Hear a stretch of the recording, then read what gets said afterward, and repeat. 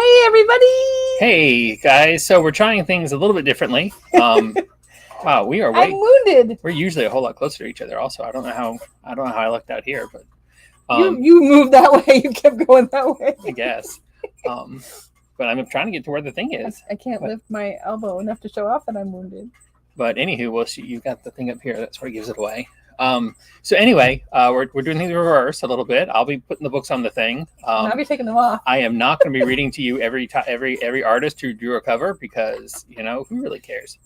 I do. Well, good for you. I think they deserve as you credit. take them off, if you want to read them, you can. Okay, so we'll be behind. So when he hands them to me, I'll tell you who the artist is, and then I'll. But we're starting off with the first batch of free Comic Book Day books to come in. Now, keep in mind, we can't actually give these out or do anything until September. September? Until May 6th. But this is the first batch of things that have come in for free Comic Book Day. This is the 2000 AD book, the best comic ever. This is The Investigators from God Only Knows Press. It's a all tied up sneak preview. So The Investigators is a graphic novel, children's graphic novel collection. All tied up. I'm not sure which publisher that is. Which I love. I love that. From Dynamite, we have the Mad Balls versus the Garbage Pail Kids. And we're starting off with the all ages. The green across the top lets you know that the book is all ages. From Oni Press, we have Punch Up.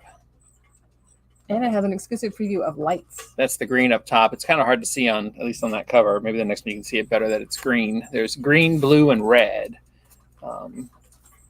Personally, I would have done green, yellow, and red, but maybe it doesn't say that. So you can see that's green here.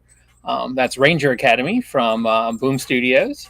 Boom has a couple books, I believe. This is one of the first one. This is a Power Rangers offshoot.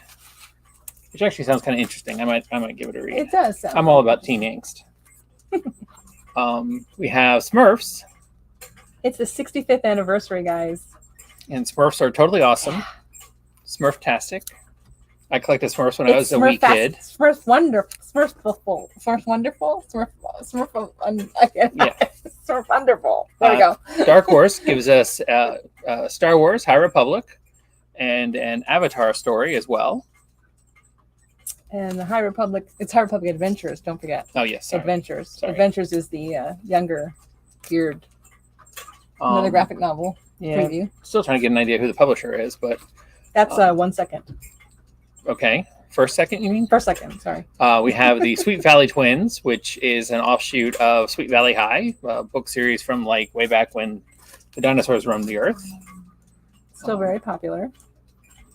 Archie brings us The Cursed Library, which I am really looking forward to reading. I'm all about the Archie horror stuff. And we have now moved into the blue. Yes, by the way, teen comics. That is the blue. Do we have a red just so I can give it a jump ahead? Okay, see, and just so you have a jump ahead, there is red, because if you've seen the Umbrella Academy, you know very well that that is not for the kiddies. So there you have your green, your blue, and your red. So when you come in on Saturday the 6th, make sure you grab age-appropriate books, or that your offspring do.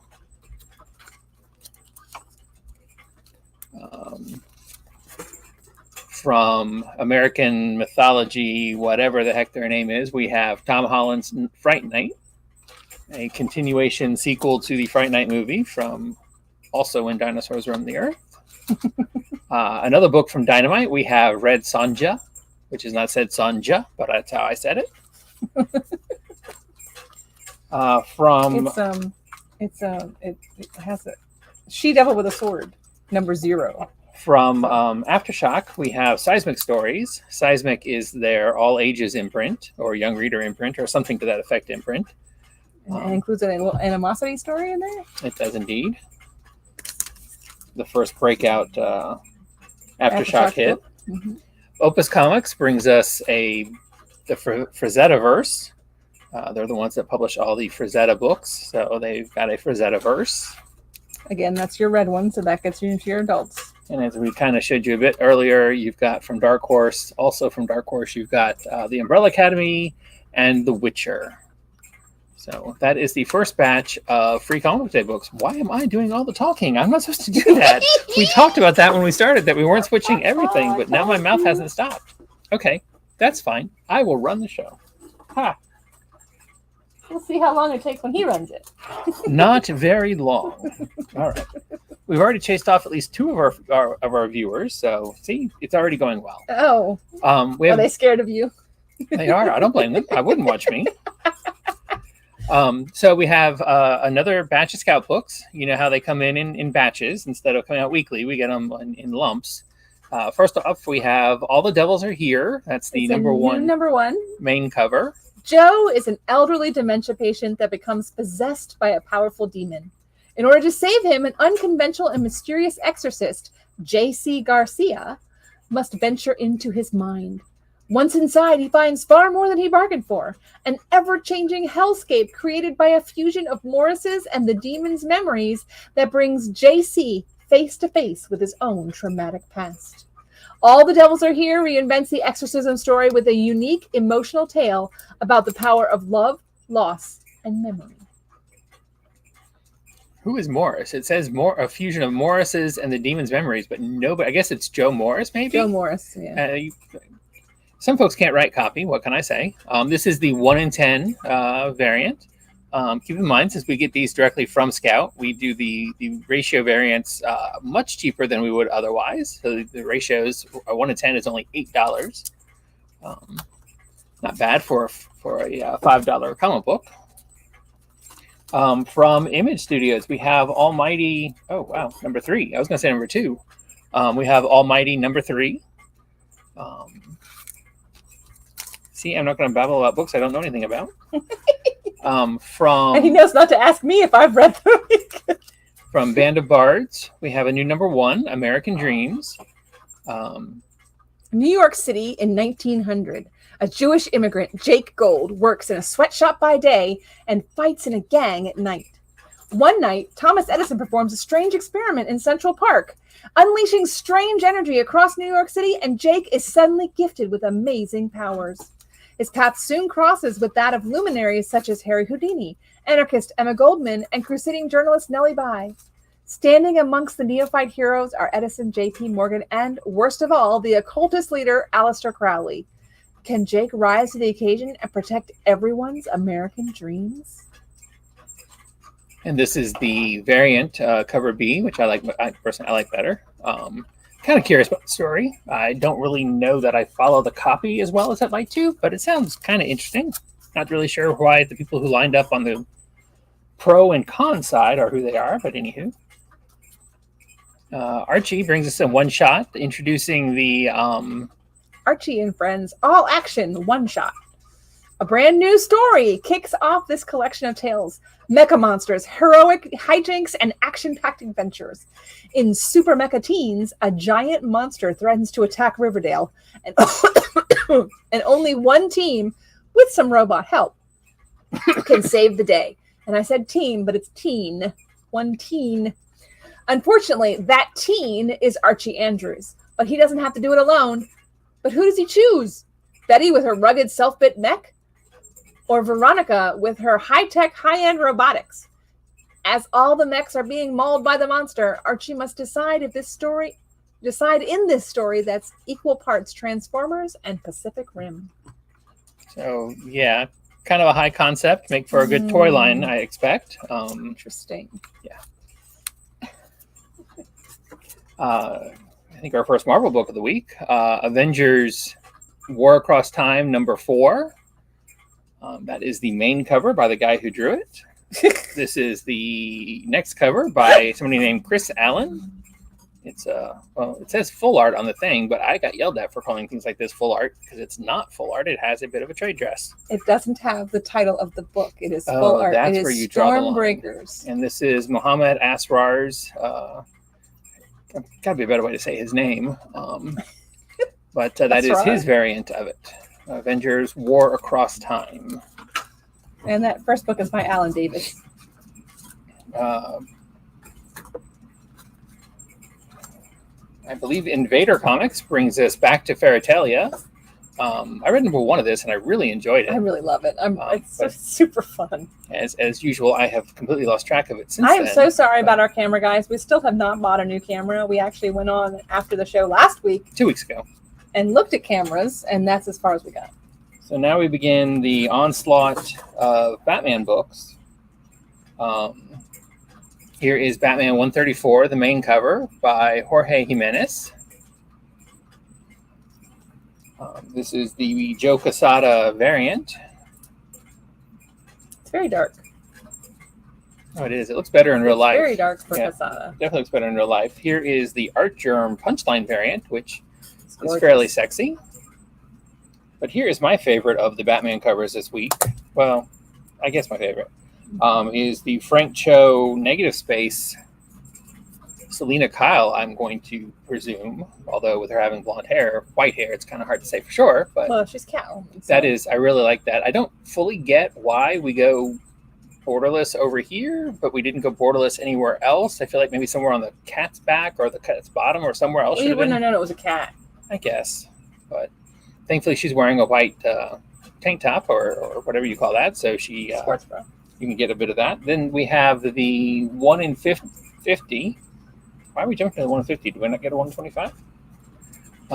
That's not the 1 in 25. Oh, that is the 1 in 25. Yeah. What do you know? Hey, if I look at the back of these things, I can tell you stuff. Told you I wasn't going to. We have the I do 1 a in good job 50 of marking stuff, labeling it. Art Germ monochrome. It's differently colored. It's hard to see that, but it's different colored and it's on foil. So I will give her, if she can do it, I will give her both of these.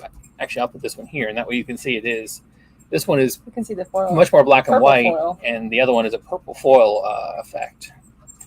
I love that purple foil effect. And then because of April Fool's, which was this past Saturday, DC decided they would do a set of Tom King variant covers. Now, Very Tom cute. King is a comic book writer. Danger Street is his current project. He did, was it Visions? I don't remember the Visions. I don't remember what the title, how the Vision book worked for Marvel, but he did that for Marvel. He's done, what was his big DC book? I'm drawing a blank. Anyway, lots of great stuff. I knew the name, so he's big. So he's a really good writer. Not so much of an artist, though. So here is his first book. That is his Batman cover. Our computer Let hates it. let me hold it over here because you need to see this. It's so cute. All brand new adventures of Batman and Robin the Boy Wonder.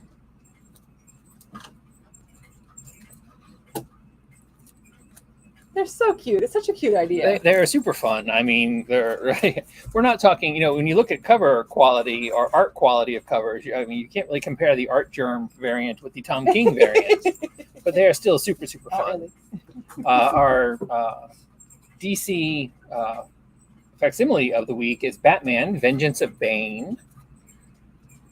That is the regular, oh, look, my hand's still there. That is the regular covered edition. And then this is the foil covered edition. It looks much sexier in real life and in foil. The foil makes it a much darker, more vibrant cover. I guess I'll do this again here so you can see them side by side. I can't see them because all I see is the back of the book. But I wasn't going to get the book until I saw how the foil looked. I'm like, well, you know what? Why not? Next up, we have Batman. Batman and the Joker, Deadly Duo. Mark Silvestri's Tour de Force. Book number 6. That is a really sweet Silvestri cover. He's creepy. She is creepy. I will admit, okay, as much as I wanted to read this book, other than about half of number 1, I have not had a chance to. So I don't know. Is this Harley? I don't think it is. But it looks like it could be. Oh, it could be. See, I'm not sure. If anybody is reading the book, please let me know. Because if it is, I have to buy this cover because I buy all things Harley. That could be Harley. I hadn't thought about that. I'm going to switch these up because this one is they're both very odd covers. They're by Bill Sienkiewicz. And if you remember, each issue is having a connecting cover, but at least if not connecting by actual connecting, then at least by cover theme. This is the Joker version for this issue by Bill Sienkiewicz, which I mean, I like it's weird as hell, but you know it's the Joker, and you've got a full cover of at least color. Now, for some reason, it is not Mark Silvestri. For some reason, this is the Batman cover, which wow. Okay, let's see if we can get it to work. There we go. Right. Okay, so you get the idea. It looks like we had a somewhat more detailed Batman cover, maybe, or Man Screaming cover, and instead of doing like they did on the Joker, they just threw black all over the rest of it. I really don't get it. It's supposed to be can you see? You can't see. I think you can see the ears though, can't you? I don't see Bupkis in that black. You cannot. I was thinking you could see the ears, but you cannot. It is literally just black at the top. I don't usually. You can see the voice, the face. The guy screaming, which may or may not be Batman. Then there's just black. I think that was the editor when he got the cover and is like, what the hell am I supposed to do with this? I love Bill Sienkiewicz, and I think his Joker one is really, really sweet, but I just don't get the its second half. I wonder what happened there. I don't know. The book that goes to. Oh, you can take that one off too. So next up from Image, we have Blood Tree number 3.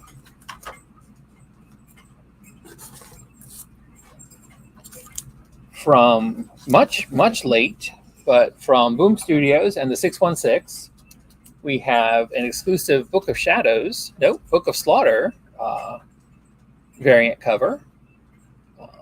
The Book of Slaughter is a one-shot. It's really good. If you like Something's Killing the Children and House of Slaughter, Book of Slaughter is it's who's going to take Erica's place now that Erica has, left the Order of St. George.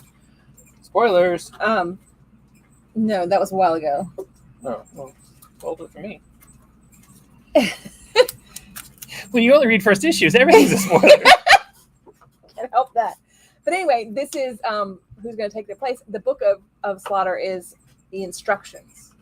So it's literally the Book of Slaughter. And this is the 616 variant by Marco Mastrazzo or something to that effect. I thought it was Mastrazzo. Mastrazzo. Yep, there you go. He does all of the 616 variants for Book of Slaughter, for Something's Killing Children. It's really good. Breath of Shadows, number 3, from the publisher who does it, IDW.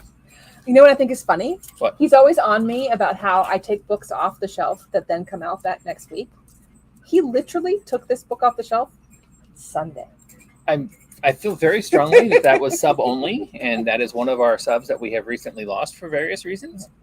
I don't know that for a fact, but I was really surprised when it wasn't going to a customer. Marvel brings us Captain America, Sentinel of Liberty, the Steve Rogers iteration of Captain America. And we have the timeless villain Alex Ross MODOK cover, which I think is probably the best drawing of MODOK I've ever seen, although it's way too in my face. You know what? And I've heard a lot of people complain about MODOK in Ant-Man, the Quantum movie, whatever it's called. But I really thought MODOK was well done in that. I mean, when I first saw MODOK show up, I'm like, oh my God, why? Why are they even considering using this? But I thought he was between the characterization and the look of the character. I mean, obviously, it's frickin' CGI, people. I mean, there's that is not a real thing you could do at all. And if you did, you'd go to jail for doing it. But so anyways, I thought the MODOK in the movie worked out really, really well. And I hate MODOK. Yeah. And MODOK is a stupid villain to begin with. It's not an anachronism. It's a, what's it called when you put letters together? Oh, it's not an anachronism. We looked this up once before for scuba or radar or something. But yeah, the word escapes me. But you know what I mean. MODOK stands for. We're not. See, this is why I'm doing this, because we're not going on and babbling about the books. So, anyways, that is the captain. That is the somebody else. That's Francisco Medina. Mana. Okay, Mana. Looks like Francisco Mana variant of Captain America, Sentinel of Liberty, number. I don't know that I ever said the number. Number 11. This is a reorder from several weeks ago, but it's a super sexy cover by Christina Caladia or something to that effect.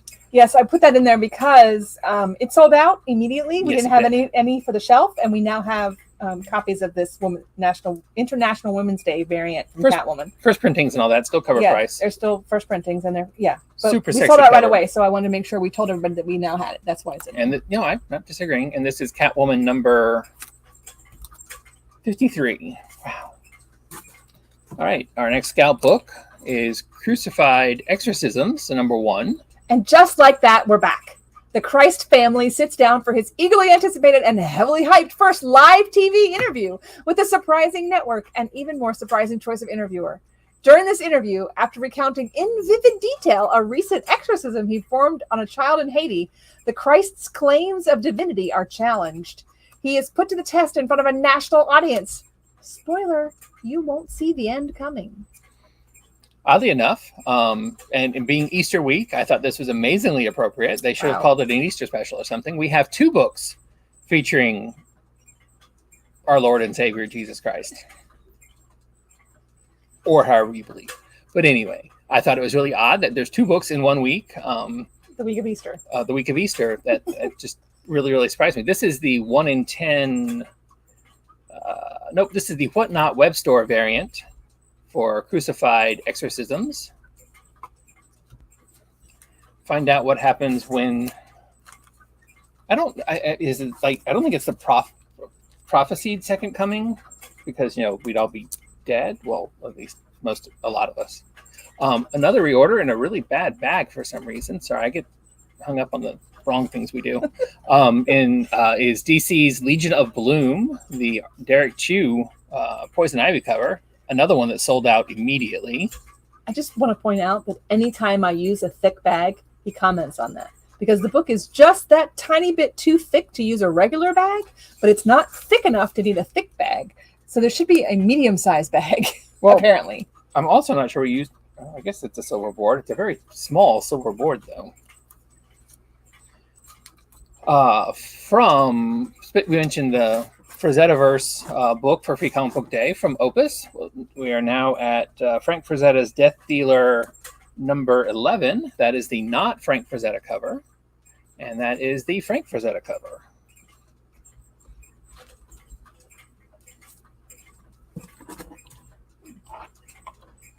From Black Box Comics, we have Dream Master, a book that has really, really awesome covers, but I have not had a chance to read. We sold out of number 1 when it first came out, and we've since gotten it back in, but I have not had a chance to go back to it. But anything about dreams, I'm really into, so I really want to read that, and the gorgeous covers make it even more so. Fables from the long-lost Vertigo line at DC continues with number 158. Of 163, I think? Sounds right. It says it on there. Not on this one. And then Mark Buckingham does the variant cover, which is I've really enjoyed the variant covers, but I love Mark Buckingham's art, and he is so suited to Vertigo books. I miss Vertigo. The first one was by Christina Collada, the one who did that Catwoman cover from a little while ago. No idea how to say her name properly, but anywho. It's 162, not 163. Final Gamble, number 3 from publisher that will currently... Band of Bards, there we go. Is out. That's another one that I really thought should have been... I pulled that off also because that I really thought should have been yes. special order only. Yes, you did. DC brings us Flash, One Minute War finale in Flash 796. 1 Minute War started kind of quietly and very popularly, so we sold out, and then after we reordered them, DC sold out. So they did a reprint of the first 3 issues, I think, all together in one book. So now the 1 Minute War is wrapping up with a really solid cover there, featuring Jay Garrick amongst the other speedsters. Then we have a... Who's in the back? How far back are we talking? The very, very back. It's like a car. The costume would be Bart Impulse. Why he's riding a car, I don't know, but it may have something to do with the storyline. I honestly don't know. Okay.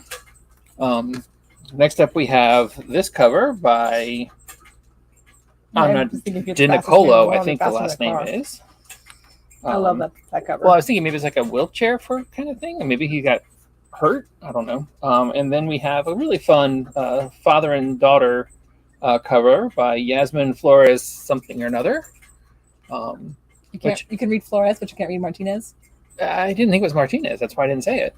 I really like that cover. I think it's really cute. It's fairly simple, but really cute.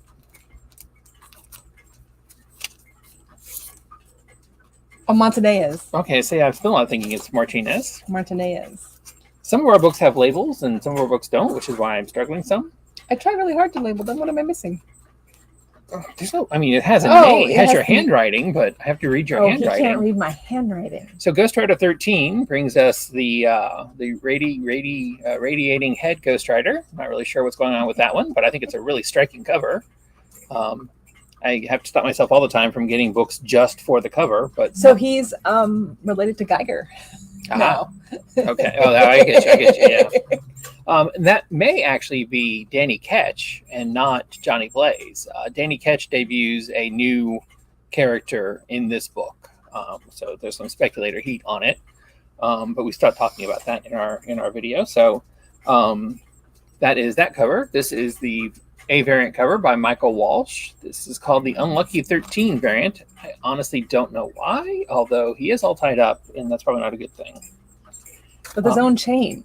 That seems unlucky to me. Then Boss Logic, who always does awesome, or almost always does awesome covers, has this version of the radiating Ghost Rider and his green sword, his radiating lightsaber. Oh, Ghost Rider has an irradiated lightsaber. I love it. Like I said, if I were buying for covers, these would definitely be books I would be getting this week. Still Ghost Rider, but not so much that one. We have Cosmic Ghost Rider. There shouldn't be any secret by this point. That is Frank Castle, the Punisher. At least it was. I presume it still is.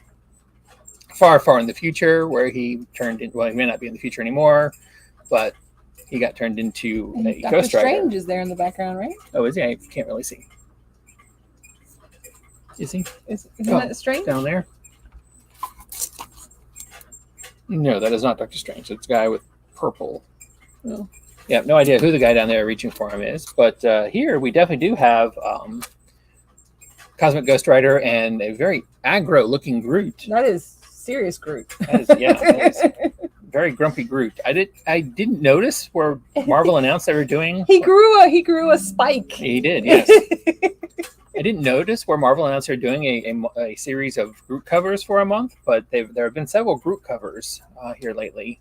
So there must be something going on. And then this is the very other Cosmic Ghost Rider cover by, we're going to just go with Yoon, who I like, but I don't think this one really works for me. Hallows Eve #1 from Marvel came out a little while ago, and we now have finally the 616 full trade dress variant with sexy Catwoman there on it. I feel skeevy when I say things about that like that. I really don't mean to do it anymore. That it's sexy? Yeah. Well, calling her sexy. Or even referring to the cover as sexy. She's drawn sexily. It's 2023. You can get canceled for anything. Ooh, if I got canceled, I wouldn't be able to do these videos anymore. That's true. Note to self. How pervy can I sound? And then we have the... If you do it in order to get canceled, are you then therefore not going to be canceled because you're specifically doing it? That could be true. And even if I were requesting to get canceled, I still couldn't refer to this as the virgin cover because that is the industry's most screwed up concept in the world. Right. I don't think any comic book cover has ever had sex, and if they have, I don't want to know about it. They are all virgins. Full art. This is the full art 616. Hallows Eve, who I think looks really, really, really nice character design. She is my Marvel Harley Quinn now. We have our first video, if Joetta can make it work, for Hairball #1 from Matt Kint's Flux House at Dark Horse Comics. Did we skip Disney? I'm just pulling out the way you put him in here, so I guess it's under Scar. You really put it under Scar? Oh, well, I haven't found it. Yes. Okay. So it's this one? The one that says I don't know. It doesn't say anything. Come off of it. What does it say? It's so terrible. You're scared of us. I don't do this.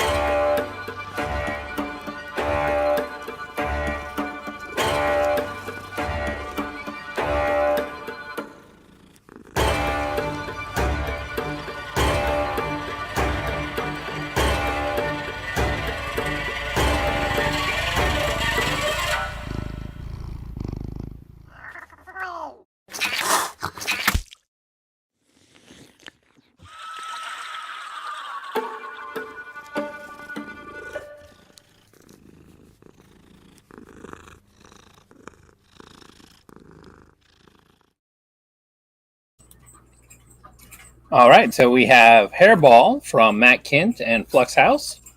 It's such a cute looking kitty cat. A brand new supernatural nightmare that's Junji Ito meets Hayao Miyazaki from Eisner-nominated creators Matt Kint and Tyler Jenkins. A young girl with a black cat begins to suspect the innocuous beast is behind all her troubles. Her parents fighting, family plagues, and innumerable supernatural horrors. As she tries to best to rid herself of this creature, she discovers that maybe the cat is not evil after all, and a greater terror may be behind these horrific events, harming her life.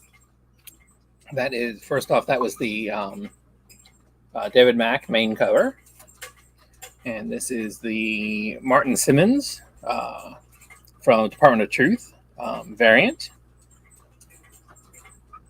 Kind of glary, but they're both really awesome covers, and I am really looking forward to reading these books. They finally prove in print and for everybody to know from now on that cats are beasts of Satan and are evil. He doesn't like cats. I'm really looking forward to the movie that they'll eventually make of this. I mean, it clearly that was the concept came up when thinking about what movies can we make. How I Became a Shoplifter. Get to be quiet. Number, I don't know, I can't see it. Number 3. This is the Guy You Never Heard of cover. And this is the Other Person You Never Heard of, but that could be a female. I'm not sure. Oh, we have more. And then this is the also probably a female that you never heard of cover. See, and he doesn't tell you who they are, so you still will never hear of them. So this is... Give it to me. I said I would tell people. Julia Giacomino.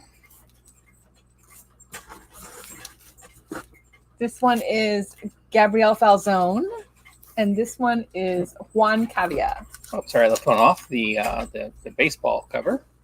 That one's super creepy. I'm not really sure the shoplifting's going on. That's like super evil.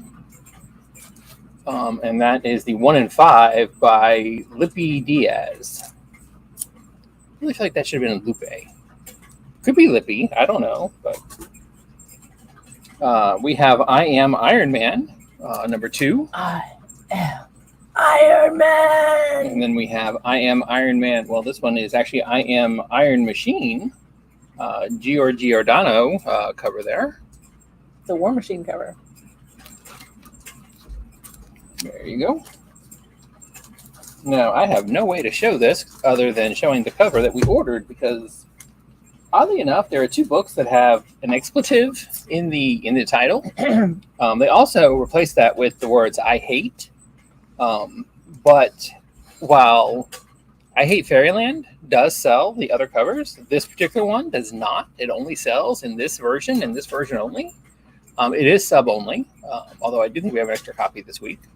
But that is what it says. And back after a brief hiatus, this is number 7. Really good book. I'm looking right here, like there's a camera in front of me. Who am I looking to? Hey, folks, over there. It's way over. It's usually in front of me. That's the thing. I mean, I usually look straight at it. So it's a really good book. I've enjoyed it. I am fairly close to, not caught up, but fairly close to caught up on it. So anywho, Worlds Collide. Icon versus Rocket. No, Hardware, sorry. Yeah. Icon versus Hardware. Hardwire. I don't know why I always say Hardware. It's Hardware. Is it Hardware? Yeah, I'm confused about the Worlds Collide part because they're both part of the Milestone universe. So, I mean, maybe they're not on the same Earth in Milestone. I honestly have no idea.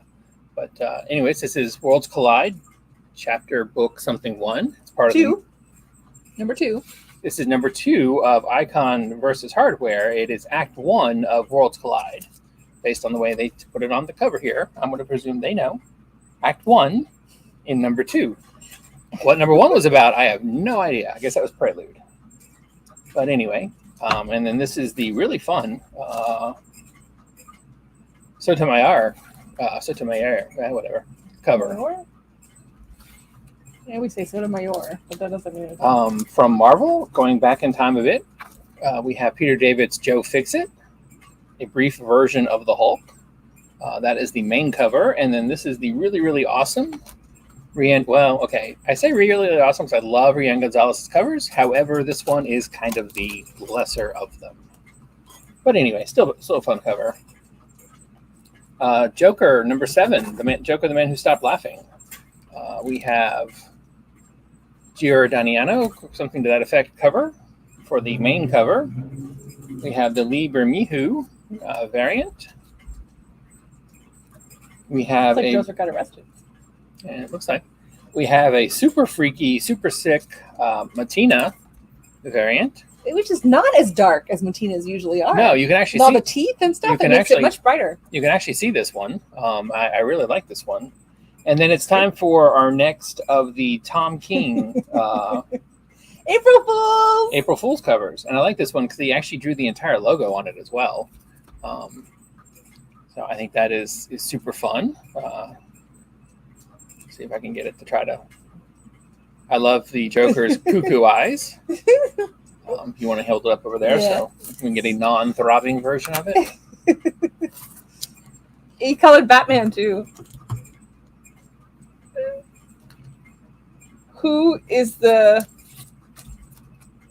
the secret of the Joker's new weapon, the laughing fish? Oh, is that what he's holding? He's holding laughing fishes? Uh-huh. Okay, gotcha. It's a full moon tonight, folks. It says, "Heads up, Batman, I've got you covered." All right, so from Image, Shadowline Studios over at Image, we have Jimmy Robinson's Junk Rabbit. A new hero rises from mountains of consumer waste, mass homelessness, and devastating climate change. Some call the hero a myth, an urban legend, but others know that it's the Junk Rabbit come to life. Jimmy Robinson brings a new take to this dystopian tale of how climate disaster alters not only our world, but also the heroes that literally rise from it. Swamp Thing meets RoboCop is not a description I would use for this book. I had to read it because I put this as one of my picks for the books that I was most excited about reading this week, because at first I was like, Junk Rabbit? That sounds kind of stupid.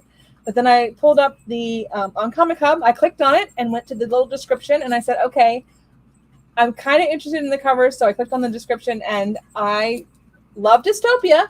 You guys know that. So I had to try it, and when it came in, I said, okay, I've got to read it, because now I'm just like totally invested in this, and I recommend it. If you like dystopia at all, I really like it. All 3 covers are by Jimmy Robinson. It is super fun. That's the cover that totally got me. Okay, I'm like, oh, okay, I get it. The Junk Rabbit is literally junk. But yeah, why are none of these R's? Slightly belatedly, we have the 1 in 25 for Justice Society of America number 3, which I think is a really awesome group shot. I just really like the colors on it. It just really, really, really pops. And then we have the foil 1 in 50, which is the main cover, but full art and foil, which of course you can't see that here, but it's really pretty.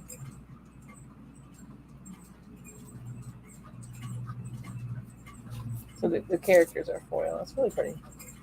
Really, really pretty. So sometimes when I'm going through the catalog, I order something simply because of the way the cover looked.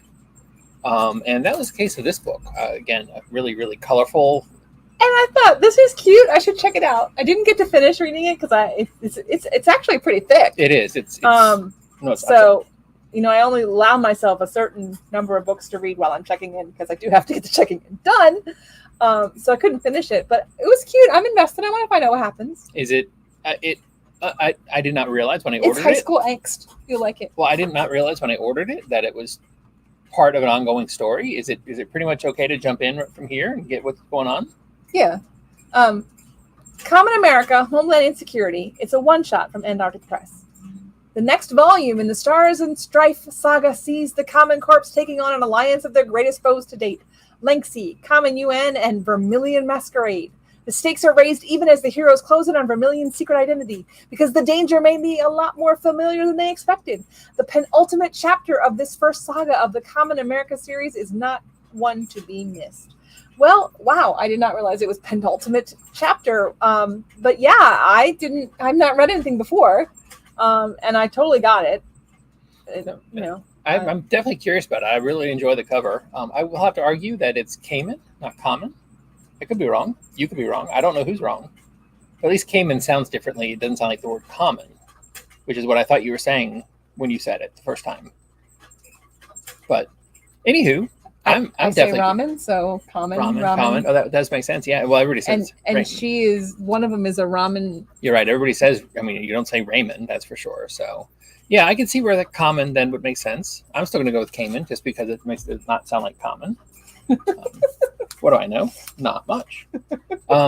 So if I were trying to get canceled, I would say lots of things about these next books, but I'm not. So from a new publisher, to the best of my knowledge, Legend Comics, comes Carnal Confessions #1. As head of the Dominion Intelligence Agency, Catherine Moore is faced with decisions that affect the lives of billions of citizens she helps monitor and control. Armed with an endless amount of intel, she has normally navigated the moral tightrope of valuing the many over the few with ease.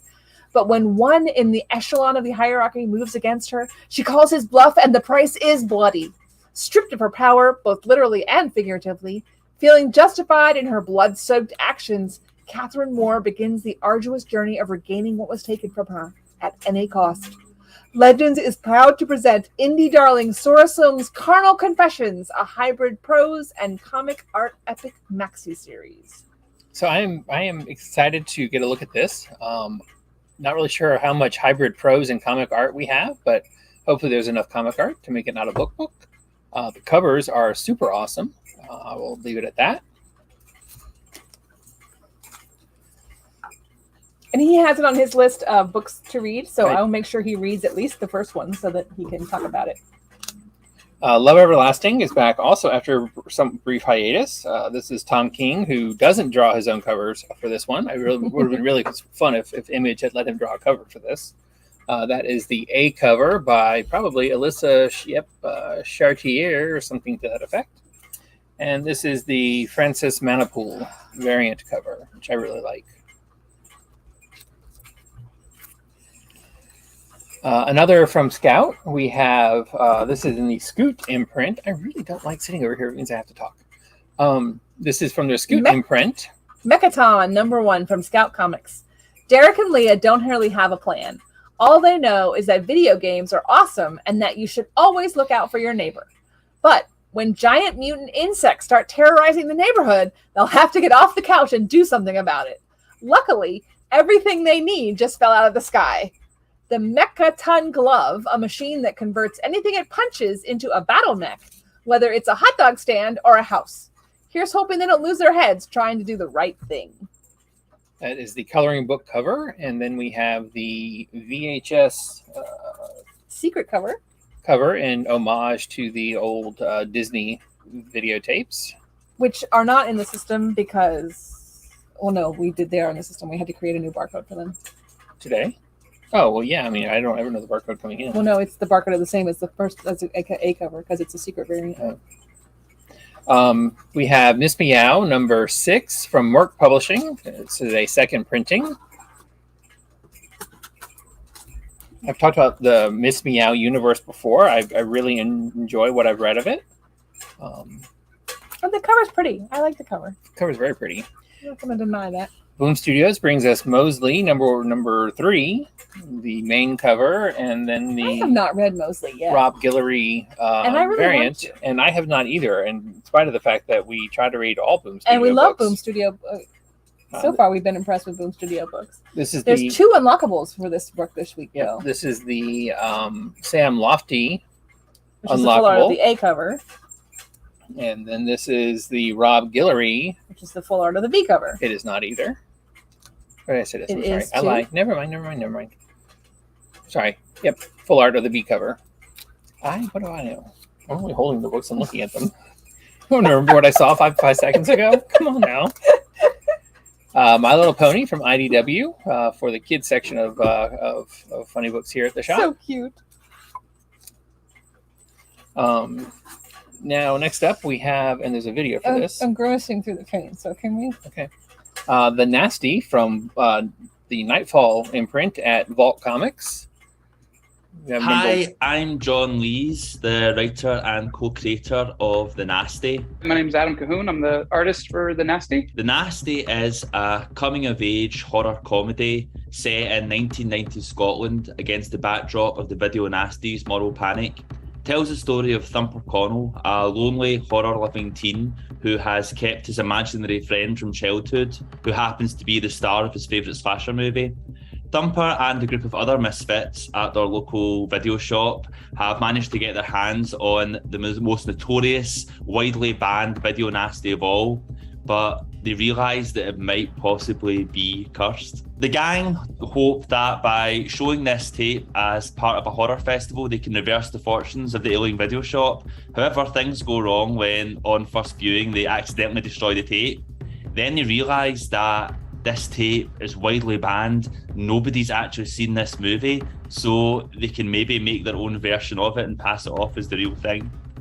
And as they go on, they discover that it might be making some of the fake horrors quite real. To me, The Nasty is a story about this gang of misfits that come together to make this horror movie to remedy the tape that they destroyed. Each of these kids seems to have their sort of darkness within them, and that comes kind of into play in this story and in this movie. And of course, there's the imaginary character of Red Enos, who's a slasher from a slasher film that comes out and causes very real terror and very real horror for these kids, and things sort of get progressively darker and darker as the story goes. But it's peppered the whole time with this great amount of heart and great amount of humor from John. It's very much it plus Stand By Me, but through the lens of Edgar Wright.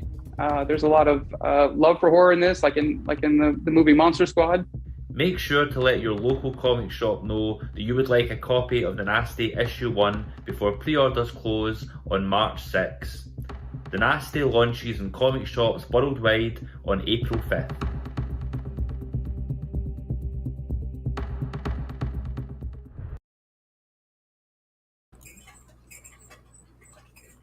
Okay, so The Nasty. Make us big. I'm working on it. Calling all scary movie fans. Scotland, 1994. 18-year-old Thumper Connell still has an imaginary friend, the masked killer from his favorite slasher film. Thumper is obsessed with horror and always has been. He fills his time with scary VHS rentals and hanging out with his fellow fans, the Murder Club. But everything changes when his local video shop acquires one of the notorious films known as Video Nasties. Films so scary they're the target of the British Moral Decency's League crusade to ban and burn. But it's only a movie, right? It's all imaginary, isn't it? A story about the perception of evil, the power of genre, the love of fandom, and the need to create art. Oh, and crap your pants terror. Hey, and I was sitting here totally forgetting that I was supposed to put out the other covers while she's Oh, reading. I read. So here they are. This is the 1 in 10 ratio variant. Before that was 1 in 5. And this is the 1 in 25 ratio variant for a book that I am very much looking forward to reading. Here we go. If I close my eyes and you think I'm falling asleep, I'm not. I'm grimacing through the pain. I took a pain pill, but it's not helping. We have Nightclub number 4 from Mark Millar and Image Comics. And then we have the black and white variant cover that they do for his books.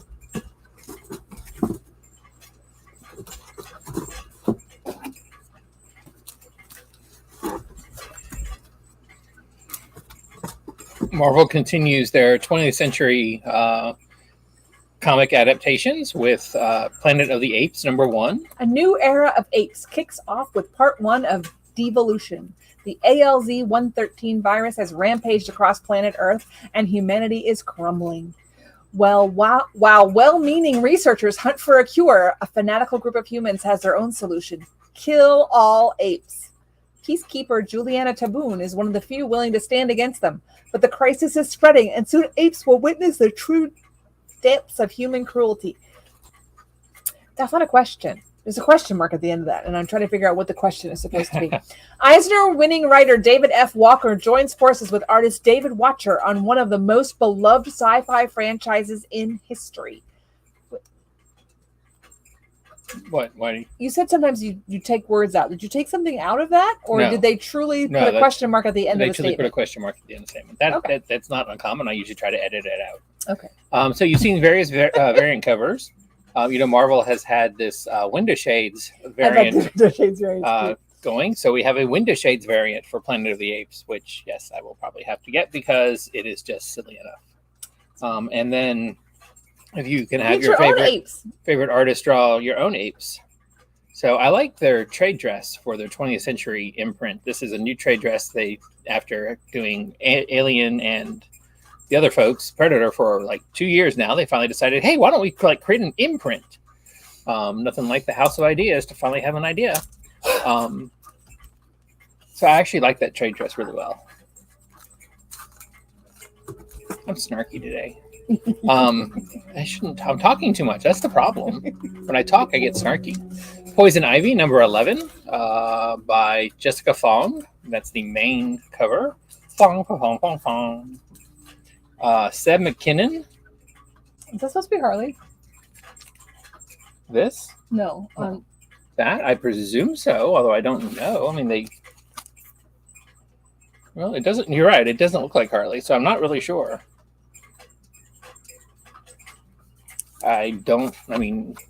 What's your opinion? Post in the comments below. Do you think that's Harley or not?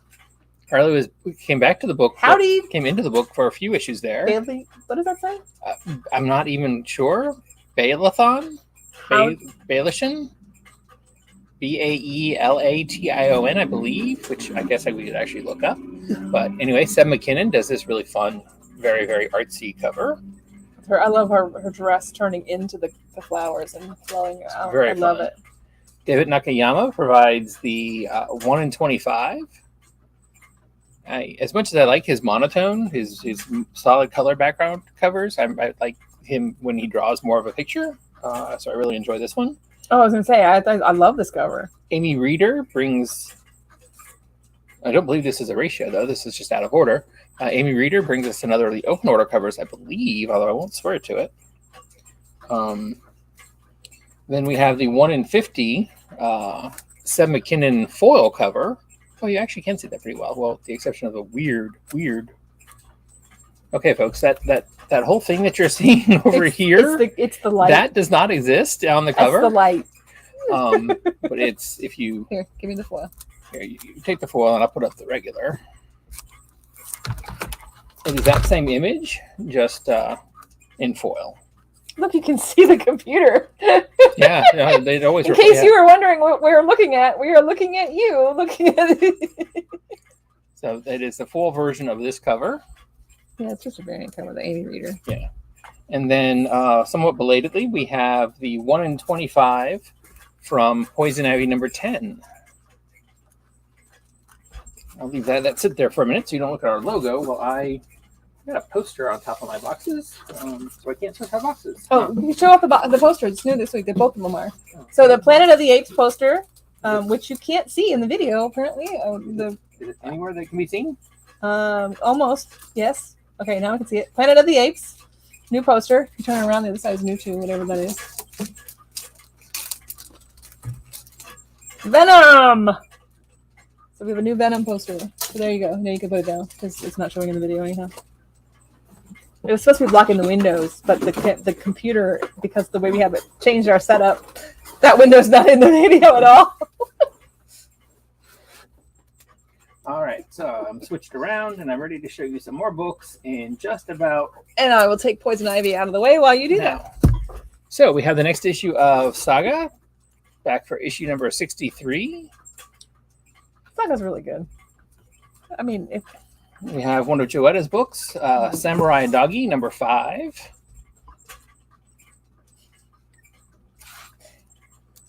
And then there are just some books that I make him order because I want to read it. we have the beginning It's of really good. I like it. You should read Samurai Doggy.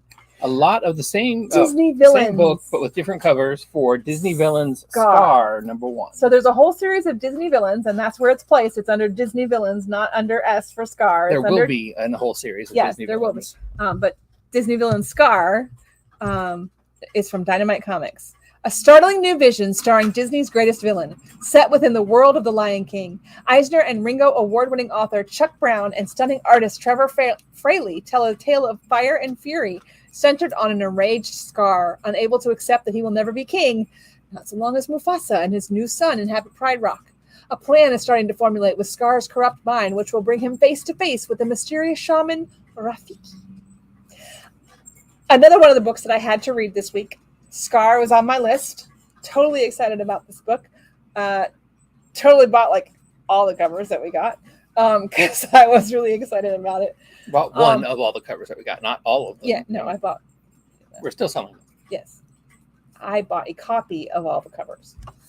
David Nakayama, right? 110. Yes, that's David Nakayama. David Nakayama. I didn't want to interrupt you, so. So you feel free. So I had to read this one and I really enjoyed it, and it's super, super fun. It's before he's making the plan to get rid of Mufasa. It's super fun. Super fun. I don't know that he's Disney's greatest villain.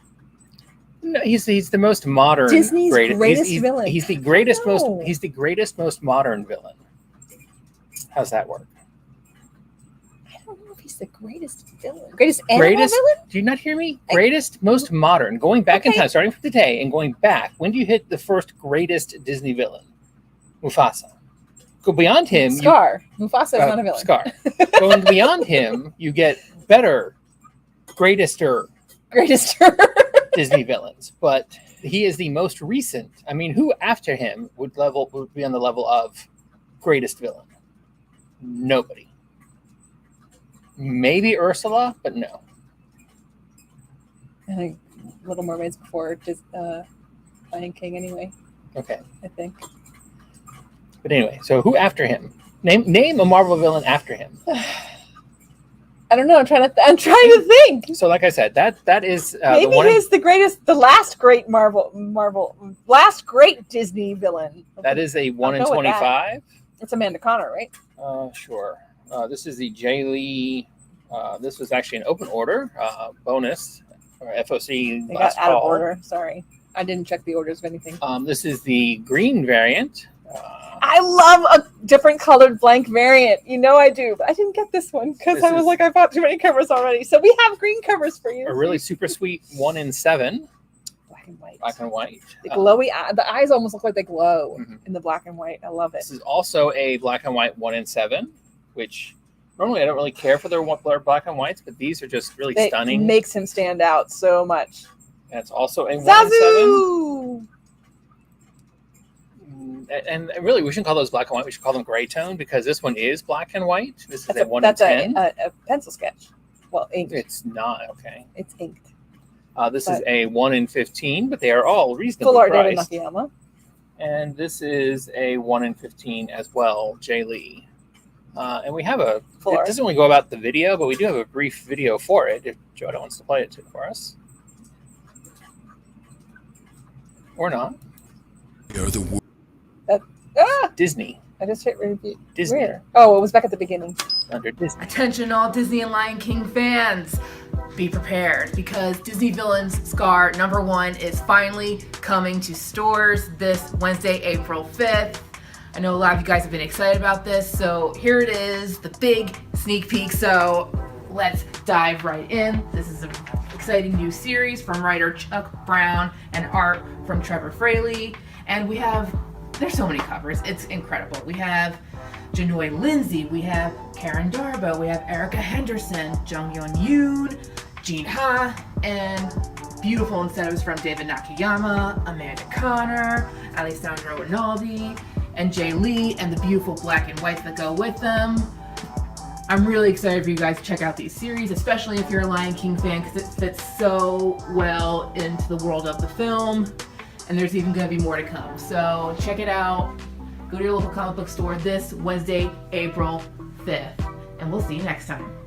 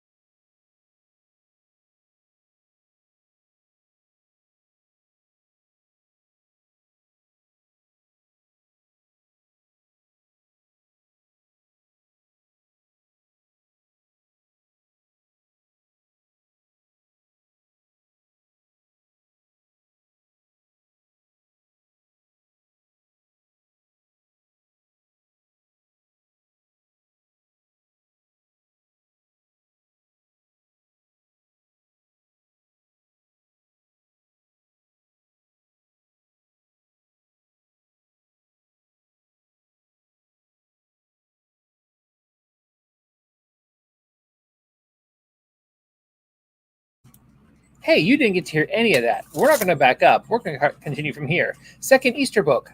Second book with our Lord and Savior coming back. It's back again. The book that turned the comics industry upside down with quite a bit of humor and a lot of heart, according to the New York Times. Jesus Christ, the Son of God, tackles his biggest challenge in 2,000 years, babysitting a child with superpowers.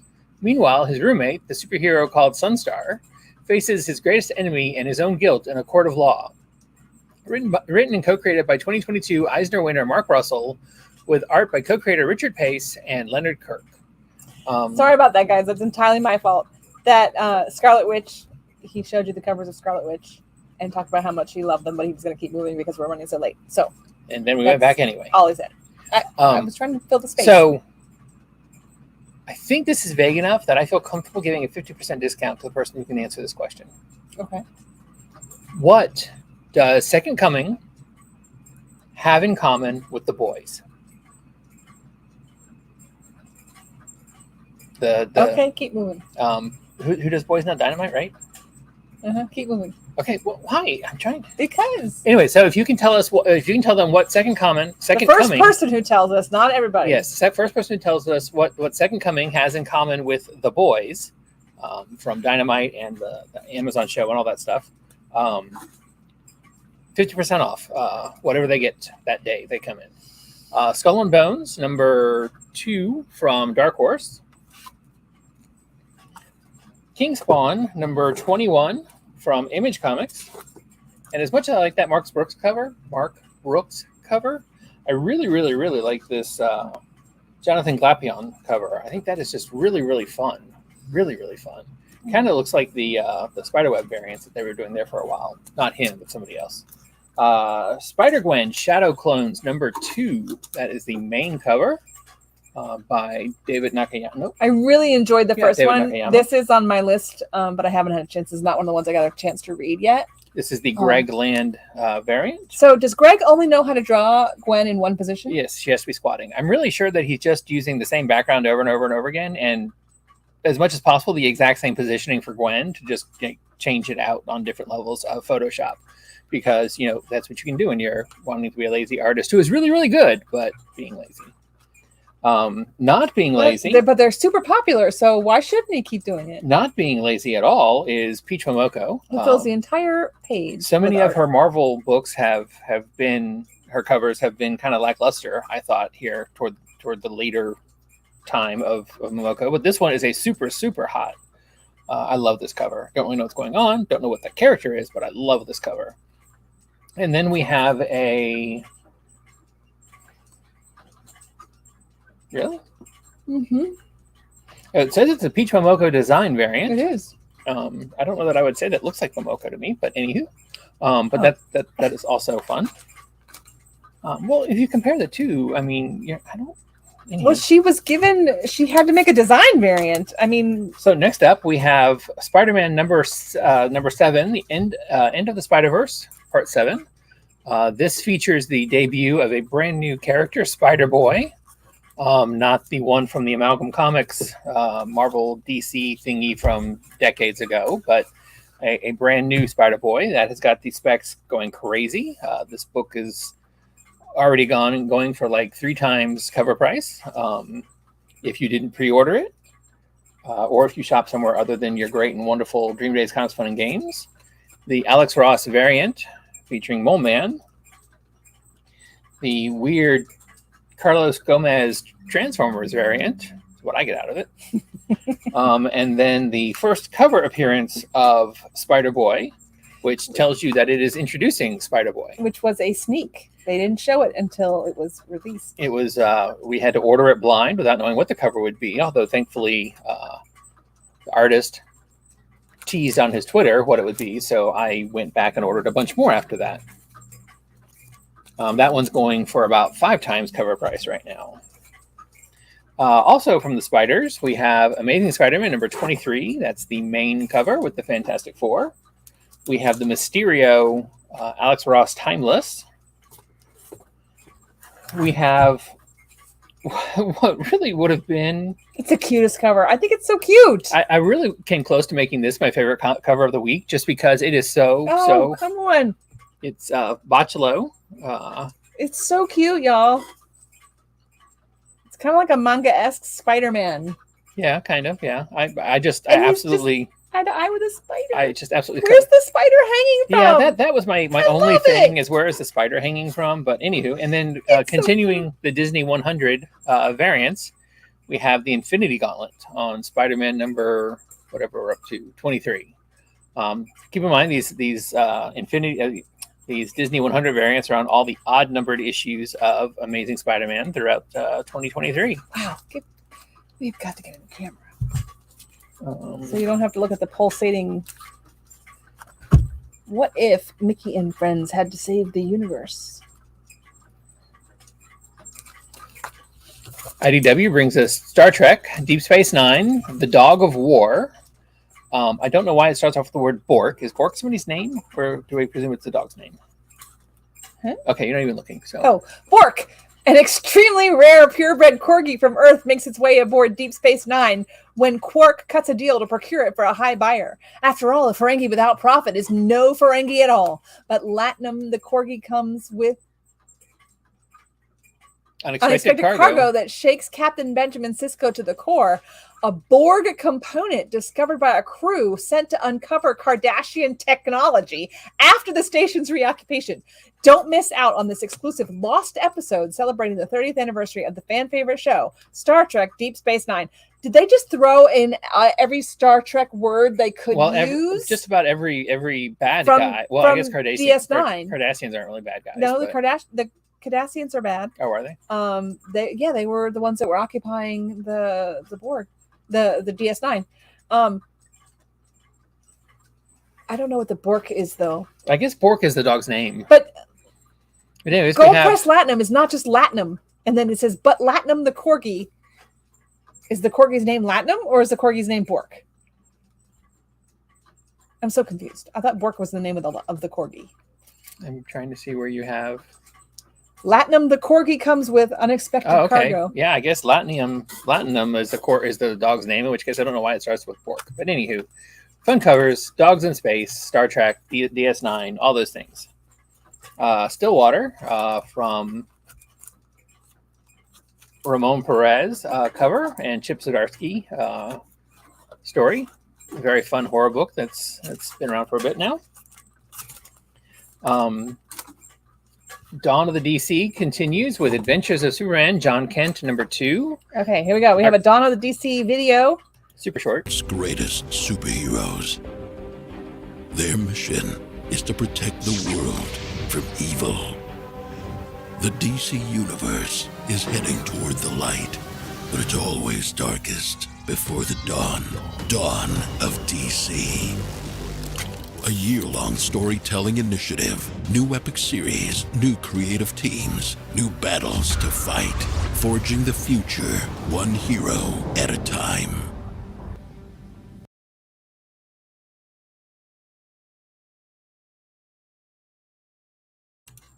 Okay, so make us speak again. There we go. Sorry. Adventures of Superman, John Kent. I really enjoyed number 1 and can't wait to read number 2. And Doom Patrol came out just last week, so we have a Zoo cover for the second variant. We have a girl tied to a railroad track. Thiago da Silva variant. We have a John Timms variant, which he calls it the Superman variant, which I'm very confused by because Superman's on all 3 of the covers. But I put the title on there because, I felt like if he named it, then we should honor his. Sure. So I'm really looking forward to getting a chance to read number 2. Again, if you're not a Superman fan, which I am definitely not a Superman fan, I still recommend you giving a try with the new Superman stuff. This one, Superman, the eponymous Superman book itself. And then Superman Lost, which we have the I'm not a Superman fan either, and I will back him up on this. I am invested. I want to know what's going to happen. I agree. They're just fun stories. We have the ratio variants for Superman Lost number 1, a fun black and white version of the main, not even the main cover. It's one of the variant covers by the artist who drew it, which is Joe Quesada.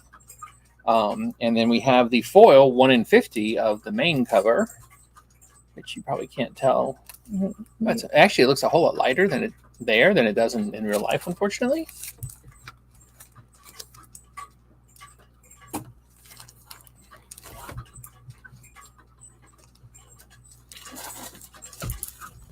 The advantage to doing it that way is you can definitely see the foil because it's reflecting everything. The reflection. Swamp Thing, Green Hell from Jeff Lemire finally wraps up with book number 3. I read number 1 when it came out a long time ago. Absolutely loved it.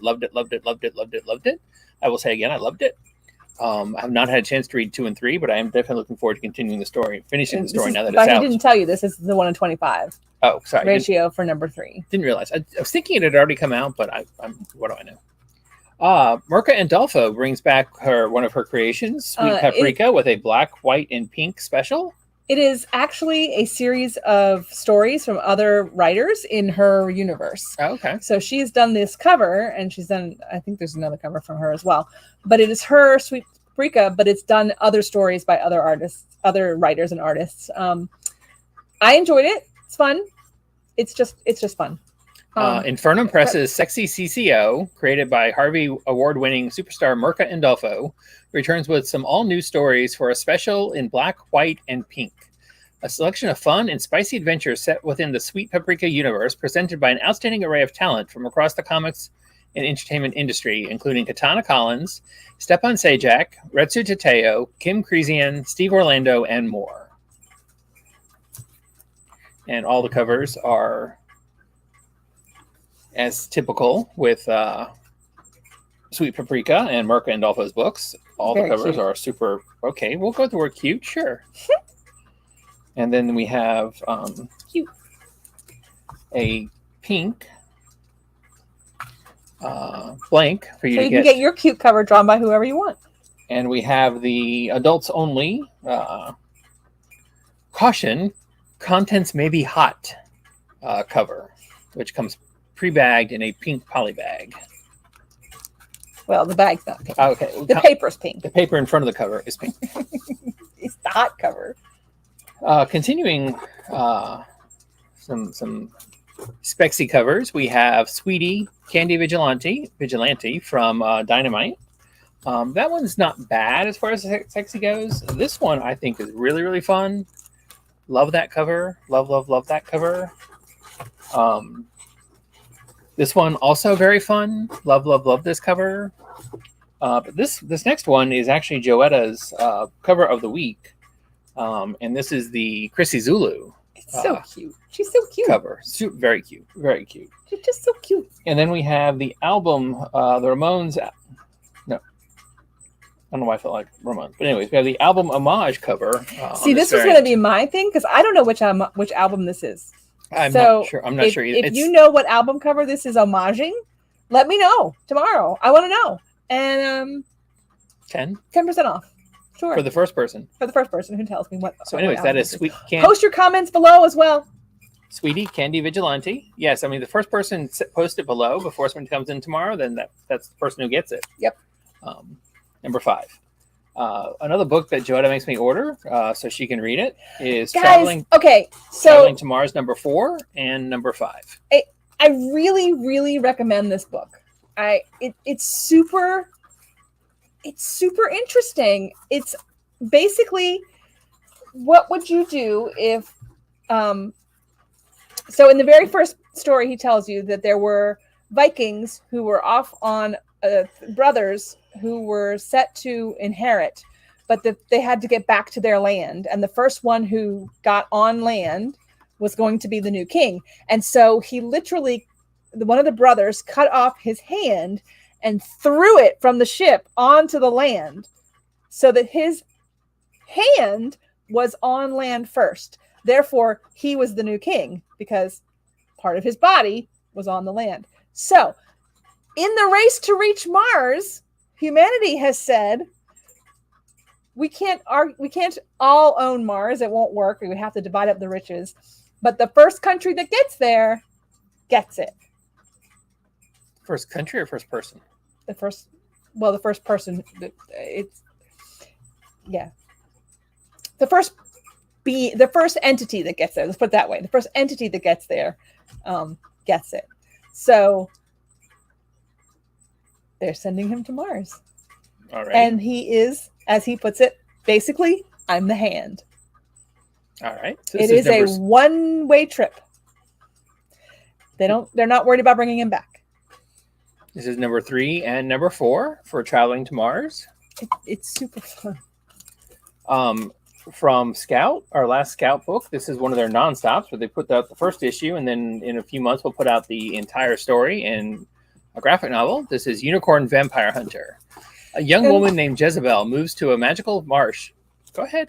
To live with her uncle, Seamus the wizard, and his puppies that never grow old. One day, Jezebel wanders into the dark forest and almost falls victim to a vampire.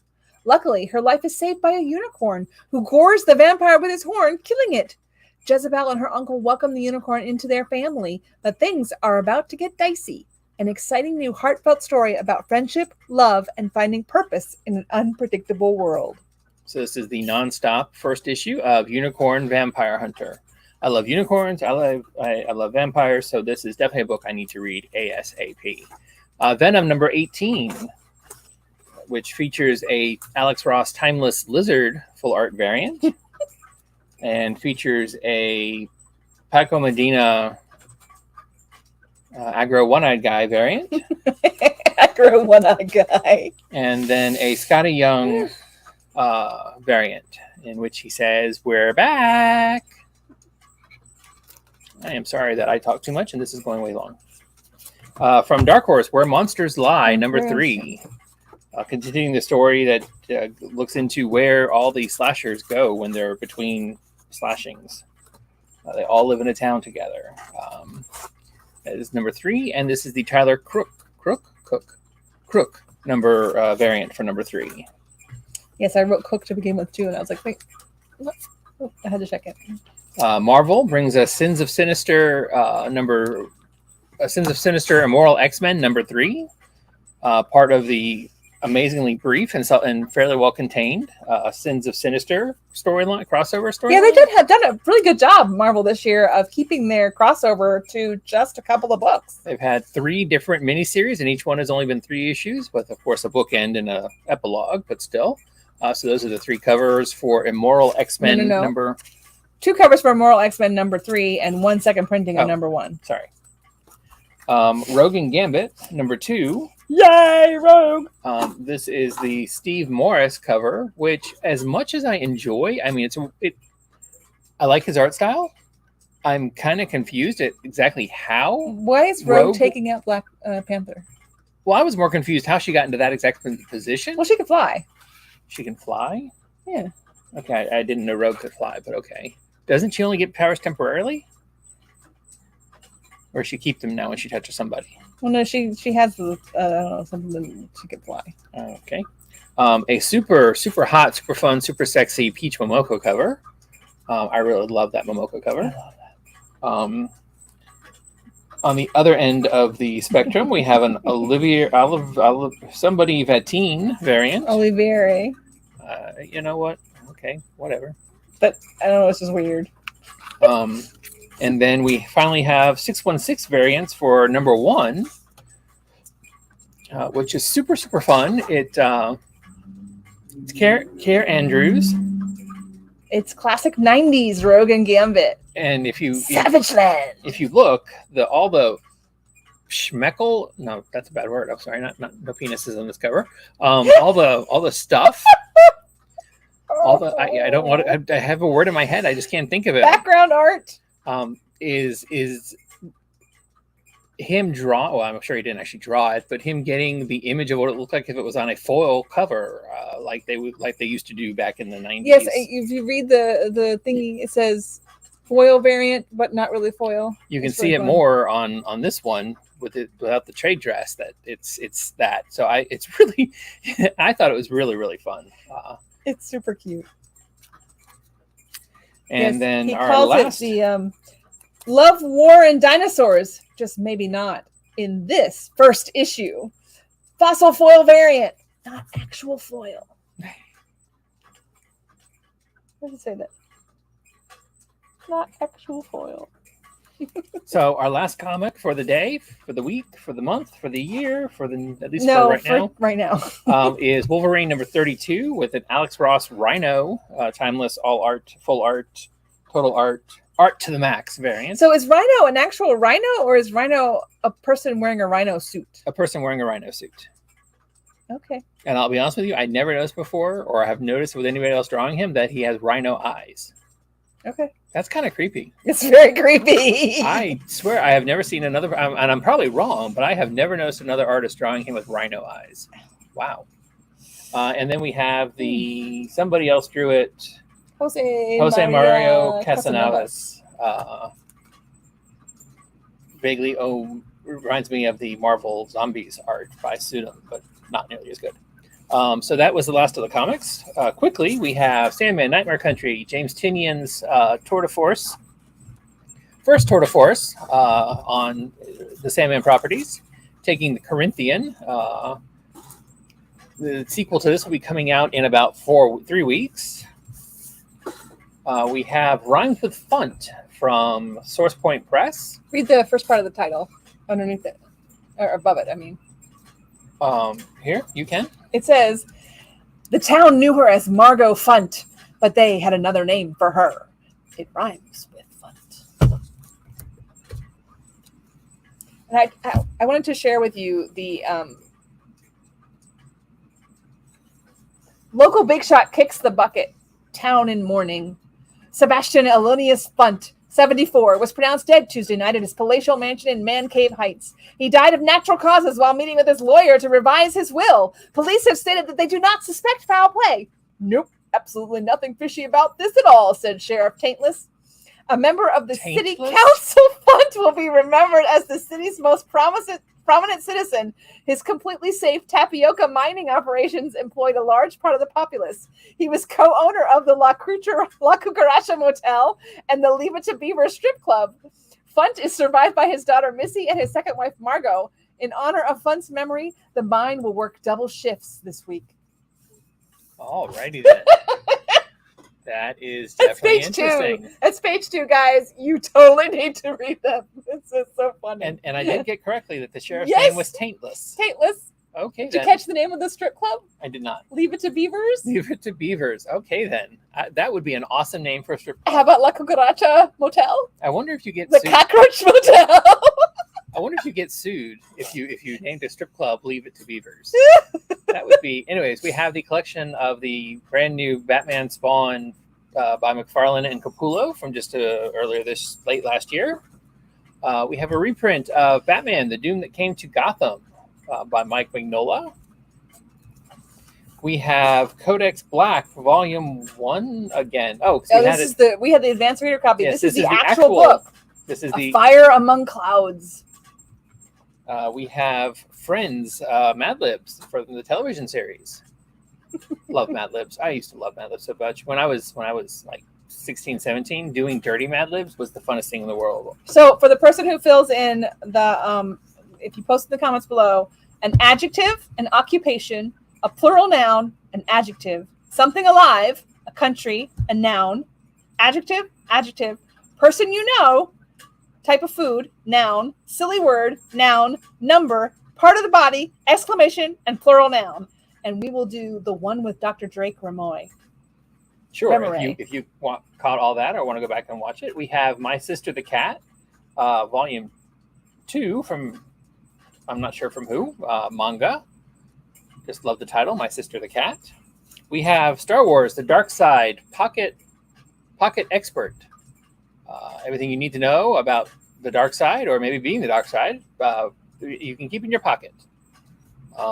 We have Tista, Volume 1, from Viz. Viz, what is it? Viz Studios? I'm not sure what Viz is. A new manga series. And we have a very not new manga series. We have One Piece, Volume 102. And then if you can see behind us, we have a really tall Snow White. Really gorgeous. No.